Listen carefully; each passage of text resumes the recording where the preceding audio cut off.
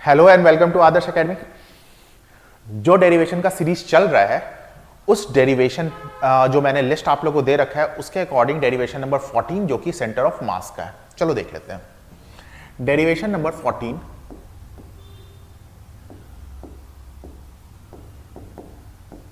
Centre of mass. कुछ हम लोग इसमें कंसिडरेशन लेंगे, अच्छे से समझेंगे स्टेप बाय स्टेप। जब वीडियो पूरा हो जाए उसके बाद आपको लिख के देखना है। पक्का है कि आपको बिल्कुल दिमाग में ये सेट हो जाना चाहिए। चलो देखते हैं भाई पहले बात को।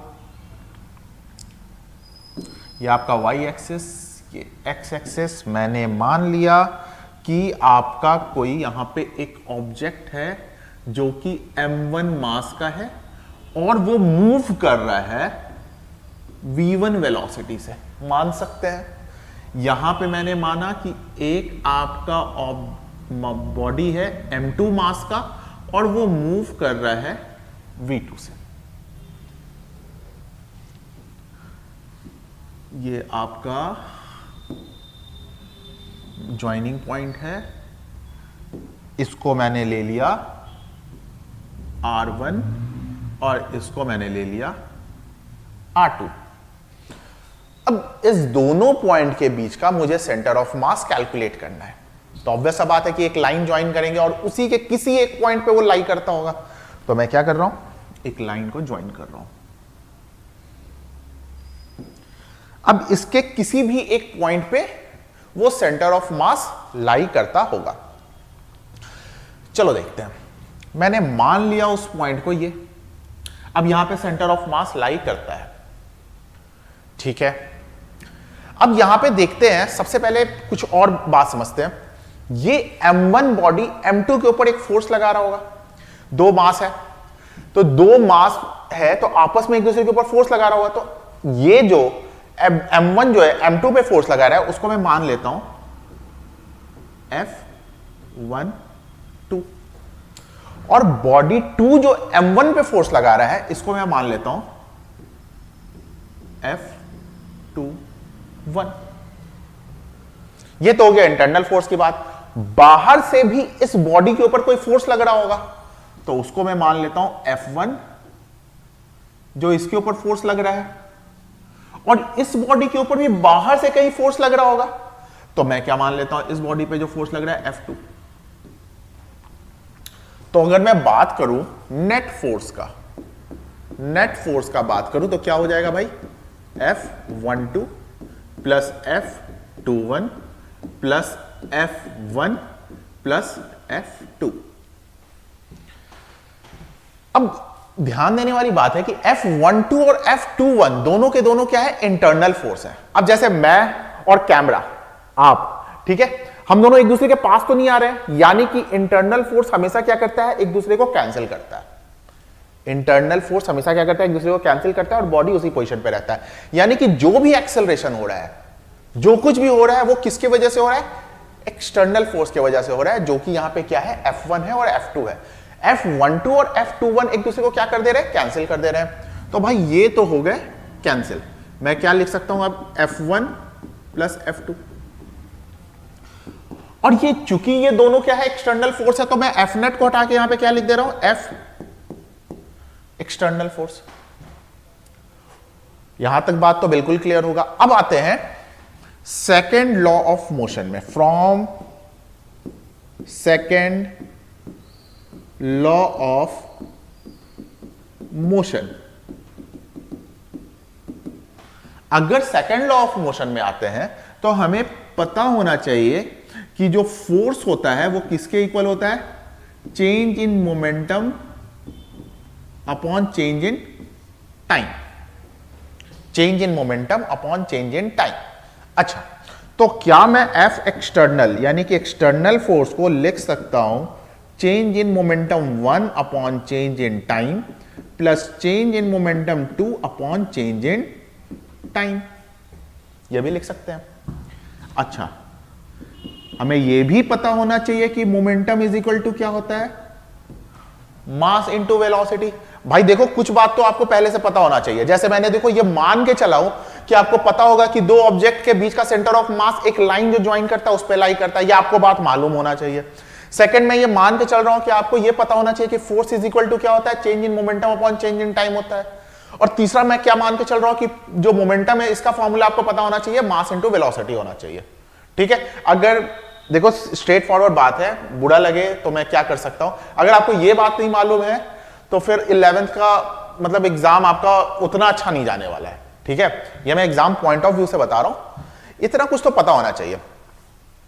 यहां पे अगर मैं देखूं तो मैं इसे लिख सकता हूं d अपॉन डी टी, और P1 की जगह पे क्या लिखूंगा, m1 into V1 plus d upon D T, और इसके जगह पे क्या लिखूंगा मैं, m2 इंटू V2। ये क्या आ रहा है, एक्सटर्नल फोर्स के बराबर आ रहा है। अगर मैं यहां से d1 अपॉन dt को क्या ले लूं, कॉमन, तो भाई क्या हो गया, m1 v1 plus m2 v2। यहां तक बात समझ में आ गया। एक बार इसका स्क्रीनशॉट ले लेना, या जो कुछ भी पॉज करके लिखना है वो लिख लेना, क्योंकि इसके बाद मैं आगे करने वाला हूं। इसके आगे देखो क्या, d upon D T, m को रहने दो, वेलोसिटी इज इक्वल टू क्या होता है, change in displacement upon change in time. भाई ये भी पता होना चाहिए आपको कि वेलोसिटी इज इक्वल टू क्या होता है, change in displacement upon change in time होता है। तो m v के जगह पे मैं क्या लिख सकता हूं, m1 v के जगह पे क्या लिख सकता हूं, d, यहां पे डिस्प्लेसमेंट क्या है, r1 अपॉन dt। मैंने यहां पे आप लोग को बताया है, देखो इसका डिस्प्लेसमेंट क्या है, r है, इसलिए मैं यहां पे क्या ले रहा हूं, r1 प्लस क्या लिखेंगे, m2, और फिर क्या लिखेंगे, d अपॉन dt, और यहां पे क्या आ जाएगा, r2। क्लियर है। अगर मैं इसको भी कॉमन ले लूं बाहर, d अपॉन dt को, ठीक है, तो भाई क्या आ जाएगा, d square upon dt square, d square upon dt square, और साथ में क्या आ जाएगा, m1 r1 plus m2 r2। यहां तक तो कोई प्रॉब्लम नहीं है। भाई देखो मैंने क्या क्या किया है, इसको समझ लो। मैंने क्या कर दिया, यहां से d अपॉन dt को कॉमन ले लिया है। अच्छा, अगर मैं मल्टीप्लाई कर दूं, multiply numerator and denominator by m1 plus m2, अगर मैं मल्टीप्लाई कर दूं तो क्या हो जाएगा, ये इसको मैं बाहर मल्टीप्लाई कर रहा हूं, ये क्या हो जाएगा, m1 प्लस m2। ठीक है, फिर आ गया m1 प्लस m2 को मैं ऊपर और नीचे मल्टीप्लाई कर रहा हूं, तो m1 प्लस m2 ये हो गया d स्क्वायर अपॉन dt का स्क्वायर, और ये क्या हो जाएगा, m1 r1 plus m2 r2, और अपॉन में मैं दोनों तरफ मल्टीप्लाई कर रहा था ना, m1 प्लस m2। यहां तक बात समझ में आ गया। अब यहां पे छोड़ दो और इस इक्वेशन को मान लो इक्वेशन नंबर 1। ये जो आया है आपका, इसको मान लो इक्वेशन नंबर 1, ये आया है आपका एक्सटर्नल फोर्स के बराबर।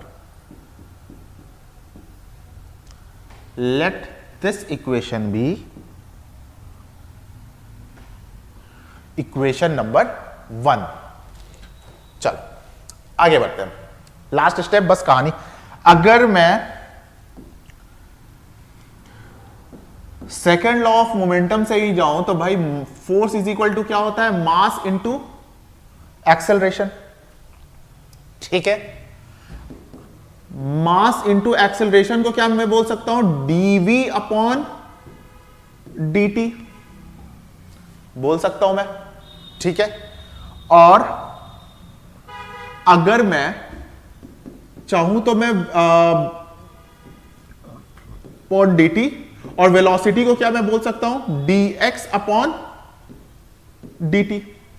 तो अगर देखोगे तो क्या हो गया, m d square upon dt square into x। x क्या है, वो पोजीशन है सेंटर ऑफ मास का। और अगर मैं इसे इक्वेशन 2 मान लूं, इक्वेशन 2 मान लूं, तो देखो भाई m के जगह पे क्या है, m1 प्लस m2, दोनों बॉडी का मास, डी स्क्वायर और dt स्क्वायर, यानी x के जगह पे जो आ गया वही क्या होगा, position of the centre of the mass. तो कहानी खत्म।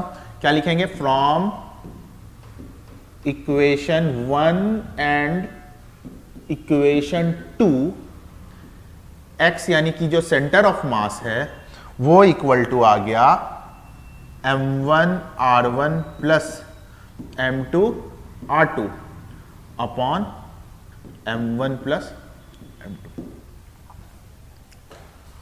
ये आपका हो गया। 2 से 3 मार्क्स का क्वेश्चन आ सकता है। इसको एक बार वीडियो देखने के बाद अच्छे से लिख कर देख लेना, ये बिल्कुल याद हो जाएगा। ठीक है, मुझे लगता है कि आपको समझ में आ गया होगा, और फिर भी अगर नहीं समझ में आया तो कमेंट में लिख देना कौन सा पार्ट नहीं समझ में आया, वो भी समझा दूंगा मैं। ठीक है, तो इस वीडियो के लिए इतना ही, अभी और डेरिवेशंस आते रहेंगे।